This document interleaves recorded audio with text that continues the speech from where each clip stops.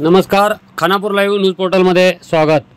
मादाई नदी वळवण्याच्या प्रकल्पाला खानापूर तालुक्यातील जनतेचा तीव्र विरोध। भांडुरा प्रकल्पासाठी आसोगा, नेरसा, मंतुरगा, रुमेवाडी, करंबळ गावातील शेतकऱ्यांना नोटिसा विरोधात लढा उभारणार। तहसीलदारांना निवेदन। खानापूर तालुक्याचा जंगल वाचवा, पाणी वाचवा, खानापूर वाचवा अभियानाला उत्तम प्रतिसाद।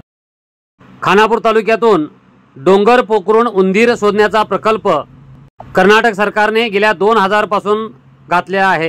खानापूर तालुक्यात मादाई योजनेअंतर्गत मादाईच्या खोऱ्यातील पाणी उत्तर कर्नाटकाला वळवण्यासाठी अनेक प्रयत्न सुरू आहेत। सध्या कर्नाटक निरावरी निगम लिमिटेडच्या माध्यमातून सरकार हालात्रा, कळसा आणि भांडुरा नाल्याचे पाणी वळवून धरणे बांधून मादाई नदी वळवण्याचा प्रयत्न करत आहे। यासाठी नेरसाजवळ एक मोठे पाईप बनवण्याचे युनिट बनवण्यात आले आहे। या प्रकल्पामुळे या पर्यावरण संवेदनशील क्षेत्रात जंगलतोड आणि विखंडन करून अपरिमित नुकसान होणार आहे। याला विरोध करण्यासाठी खानापूर तालुक्यातील जनतेने अलर्ट राहून याला प्रतिकार करावा अशी मागणी या बैठकीत करण्यात आली व या प्रकल्पाला कायदेशीर लढा देण्याचा निर्णय आज लोकमान्य भवनात झालेल्या बैठकीत घेण्यात आला। यावेळी पर्यावरणवादी दिलीप कामत बोलताना म्हणाले, बेकायदेशीरित्या सगळं कर्नाटक सरकारने केलेलं आहे, त्याला आम्ही विरोध करत आहोत। गेली 30 वर्ष मी सांगितलं ना की देशेला आमची जी मिटिंग झाली, आम्ही गेलो होतो, ती 25, 28, 30 वर्षांपूर्वीची गोष्ट आहे। ठीक आहे, त्याच्यानंतर आता बरंच पाणी मलप्रभेतून वाहून गेलेलं आहे आणि आता ते एवढा मोठा प्रोजेक्ट, एवढा करत आता फक्त भांडुऱ्याचं पाणी चोरायला बसलेले आहे। त्याला आपण विरोध करणं आवश्यक आहे, पहिली गोष्ट। ओके, त्याच्यामध्ये इथे तुम्ही बघताय की इथे महागाईचाही उल्लेख आपण केला आहे आणि इथे पाऊस वाचवा, शेतकरी वाचवा, खानापूर वाचवा असं आपण म्हटलेलं आहे। आम्ही काही महिन्यापूर्वी मलप्रभा वाचवा म्हणून तुमच्या खानापूर ते जांभोर्णी ते खानापूर पर्यंत मलप्रभा नदीची घाण काढायचा एक कार्यक्रम आम्ही केला होता।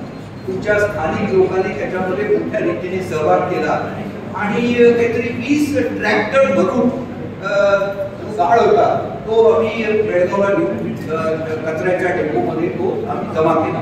एवढं आम्ही काम केलं। कशासाठी? एकदा ते एक दिवस येऊन गाळ काढून ते होणार नाही, पण लोकांनी ओळखलं पाहिजे की ही जी आपली मलप्रभा नदी आहे, आपले याच खानापूर तालुक्यात तिचा जन्म होतो आणि पुढे ती मग कृष्णाला मिळते आणि मग बंगाल उपसागराला जाऊन मिळते। कृष्णा नदीचा मोठा प्रवाह आहे, आपल्याला माहिती। ही मी लहान असताना वर्षभर आरामात पाहायची। त्याचं होता पाणी कमी झालं, आता जी गटारासारखी वाहते, लाज वाटली पाहिजे आपल्याला, गटारासारखी वाहते उन्हाळ्यामध्ये, शोधावं लागतं की कुठं वाहती आहे। ही परिस्थिती का आली याचा विचार करायला आणि याचं आणि सरळ गणित आहे की पश्चिम घाटातील नदी जिथं उगम पावते त्या भागातील जंगल तोड झाल्यामुळे पाऊस कमी झाला या भागात पडण्याचा आणि त्यामुळे मलप्रभा नदीचं धरण बांध आहे, नवीन तीर्थ धरण आहे कुरवळी आणि समुद्राच्या जवळ, हे धरण गेल्या 40 वर्षामध्ये फक्त 3दा पूर्ण लेवल पर्यंत भरलेलं आहे आणि आता तर फक्त गाळच भरलेला आहे। आता पाणी फार कमी वाढलं आणि त्यामुळे हे लोक काय म्हणतात की आम्ही मादाईचं नदी त्याला जोडू, अशी ही योजना आहे। तर ते जे काय आहे त्याच्यामध्ये आता खड्ड्यात अडकलेलं आहे, ते होईल, परंतु सध्या आपल्याला भांडुरा नाल्याचं पाणी जे चोरून घेऊन चालले, तर त्याच्यासाठी आपण काम सुरू करूया। पण त्याचं तेवढं काम, हे काम यशस्वी करून आपल्याला भागणार नाही। आपल्याला मादाई आणि मलप्रभा आणि खानापूरचं जंगल वाचवा ही मोहीम आपल्याला चालवावी लागणार। त्यासाठी एक 2-3 गोष्टी महत्वाच्या आहेत, त्या सांगून मी थांबणार आहे आणि मग पुढे आपण काय करायचं याची चर्चा आपल्याला करायची आहे। तर याच्यात 2-3 गोष्टी आहेत। एक गोष्ट अशी की इथल्या पर्यावरणाच्या संदर्भात सह्याद्री वाचवा म्हणून एक मोहीम आम्ही ती पण एक 35 वर्षापूर्वी आम्ही गुजरात पासून केरळ पर्यंत उभी केली. हा जो सह्याद्रीचा पर्वत आहे हा हिमालयाचं जसं महत्व आहे तसंच दक्षिणेतील 4 राज्यांच्या नद्या आणि शेती ज्याच्यावरती अवलंबून आहे त्या सगळ्या नद्या या आपल्या सह्याद्री पर्वतातून निघतात. महाराष्ट्र धरून आणि दक्षिणेतील सारी राज्य. तर या सह्याद्रीचं आरोग्य बिघडलेलं आहे आणि त्यामुळे नद्यांचं आरोग्य बिघडलेलं आहे. हे ओळखून आम्ही एक यात्रा काढली होती. 1000 किलोमीटरची यात्रा होती.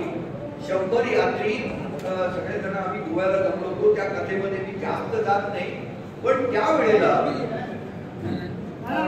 सरकारवरती आम्ही दडपण आणलं आणि सरकारने एक कमिशन नेमलं की काय पश्चिम घाटाचं आरोग्य राखण्यासाठी आपल्याला काय करावं लागेल याच्यासाठी एक वैज्ञानिक गोष्ट सांगावी म्हणून त्यांनी काय केलं. डॉक्टर माधव गाडगीळ म्हणून पर्यावरण शास्त्रज्ञ होते, त्यांच्या अध्यक्षतेखाली त्यांनी एक कमिशन नेमलं आणि त्यांनी रिपोर्ट दिला की सह्याद्रीला धोका आहे, पाण्याचे प्रश्न बिकट होतील, त्यामुळे इथे आपण काळजीपूर्वक योजना आखल्या पाहिजे. काही लोकांचा विरोध झाला म्हणून माधव गाडगीळ कमिशन रद्द केलं आणि डॉक्टर कस्तुरी रंगन म्हणून दुसरं कमिशन नेमलं. त्यांनी काय म्हटलं, माधव गाडगीळ यांनी सांगितलेलं त्यांनी पण म्हटलं आणि सांगितलं की सह्याद्रीला धोका आहे, पाण्याचा प्रश्न बिकट होईल आणि वातावरण पृथ्वी तापती आहे ती तापेल, तेव्हा कृपा करून आपण तसं करता कामा नये. बेंगळुरूला एक संस्था आहे इंडियन इन्स्टिट्यूट ऑफ सायन्स, जगातली एक उत्कृष्ट संस्था आहे पर्यावरणाविषयी विज्ञानाविषयी विचार करणारी. तर त्याचा एक रिपोर्ट अलीकडे आलेला आहे. 20 वर्षात मोठी त्याच्यापेक्षा बिघडलेली आहे, त्यामुळे पाण्याचा प्रश्न तीव्र झालेला आहे. आता तरी आपण सह्याद्री वाचवला पाहिजे असे 3 रिपोर्ट आले. त्यामुळे धरण बांधणे असे प्रकल्प या भागात करू नये असं स्पष्ट मत या 3 रिपोर्ट मध्ये लिहिलेलं असताना हे सगळे बाजूला टाळून ही योजना रखण्याचं काम चाललेलं आहे. एक साधी गोष्ट सांगतो मी म्हणजे तुमच्या लक्षात येईल आहे. आपले जे 8 जिल्हे आहेत म्हणजे आता चित्तूर कर्नाटक आणि हैदराबाद कर्नाटक, त्याला आता कल्याण कर्नाटक म्हणतात. या 8 जिल्ह्यांचं मरुभूमीकरण वाळवंटीकरण चालू आहे. याच कारणामुळे इथली जंगल तोडजड झाली तर याचा परिणाम हा साऱ्या उत्तर कर्नाटकात होतो. हे इतकं भयानक आहे. त्यामुळे एक तर खानापूरच्या शेतकऱ्यांची जमीन जाणार आहे, खानापूरचं पाणी जाणार आहे. पश्चिम घाट नष्ट केल्यामुळे एकूणच पावसाचं प्रमाण कमी होणार आहे. त्यामुळे मलप्रभा नदीतलं पाणी कमी होणार आहे, धरणातलं कमी होणार आहे आणि शेवटत मी सांगतोय की 8 जिल्ह्याचं वाळवंटीकरण चालू आहे. हे तर आता मी जास्त विस्ताराने सांगू शकत नाही, वेळेची मर्यादा आहे, बरीच मंडळी बोलणारी आहे आणि आपल्याला चर्चा करायची आहे की पुढं काय हे समजून घेऊन घरी जायचं नाहीये. आपल्याला जर आपली जमीन वाचवायची असेल, आपलं पाणी वाचवायचं असेल, आपल्या नद्या आणि नाले वाचवायचे असतील तर आपण काय करायला पाहिजे हेही आपल्याला शेवटी ठरवून कामाला लागायला पाहिजे. आपल्या सोयीप्रमाणे जिल्हाधिकाऱ्यांना, कारण ते शेवटी जिल्ह्याचे प्रमुख आहेत, तर त्यांच्याकडे हेच पत्र, या पत्राची कॉपी देऊन आपण प्रत्यक्षात भेटून त्यांना हे समजावून सांगू की आमचा विरोध आहे. तुम्ही एका समुदायाचं अख्ख्या खानापूर तालुक्याचं नुकसान करून कुठेतरी ऊस लावायला पाणी, प्यायचं पाणी म्हणून सांगून देताय, हे आम्हाला मंजूर नाही. हे सांगत आता जे मी म्हटलं की एक तर खानापूरचे शेतकरी, खानापूरचं पाणी, खानापूर जनतेचं पाणी, नद्यांचं पाणी, आदाई, मलप्रभा, कळसा, बांदुरा यांचं पाणी आणि आमचं जंगल ज्याच्यामुळे पाऊस पडतो आणि नवीन तीर्थचं धरण भरतं, हे सगळं वाचवायसाठी ही योजना थांबवली पाहिजे. आजच्या ही योजना थांबवा, त्याच्यानंतर इतर योजना थांबवा. त्याच्यासाठी आमच्या चॅनलवर आपण पहिल्यांदाच असाल तर खानापूर तालुक्यातील तथा परिसरातील महत्त्वाच्या घडामोडी व महत्त्वाच्या बातम्या ऐकण्यासाठी व पाहण्यासाठी आमच्या चॅनलला लाईक करा, शेअर करा आणि सबस्क्राईब करा.